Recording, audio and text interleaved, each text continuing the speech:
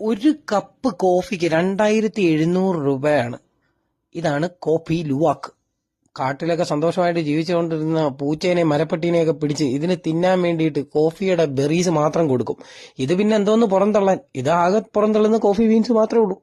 ഈ coffee beans എടുത്തിട്ട് ഇതിനെ വൃത്തിയായിട്ട് കഴുകി എന്നൊക്കെയാ ഇവർ പറയുന്നത്. ഇതിന്റെ ഒരു സാനിറ്റൈസേഷൻ പ്രോസസ്സൊക്കെ നിങ്ങൾ യൂട്യൂബിൽ കണ്ടു കഴിഞ്ഞാൽ ഒരു വൃത്തിയില്ലാത്ത ഒരു മിസ്റ്റേക്ക് മതി. ഈ പോപ്പ് ഔട്ട് എന്ന് പറയുന്ന സാധനം മനസ്സിലായല്ലോ, അത് ക്ലീൻ അല്ലെങ്കിൽ ഇതിന്റെ ജീവിതകാലം മുഴുവൻ ഇത് കൂട്ടിക്കേറി കഴിഞ്ഞാൽ ഇതിന്റെ ഈ ജീവിതകാലം മുഴുവൻ കണ്ടോ, ഇതിനെ ഇങ്ങനെ കൊണ്ടുവന്ന് ഇടുകയാണ്.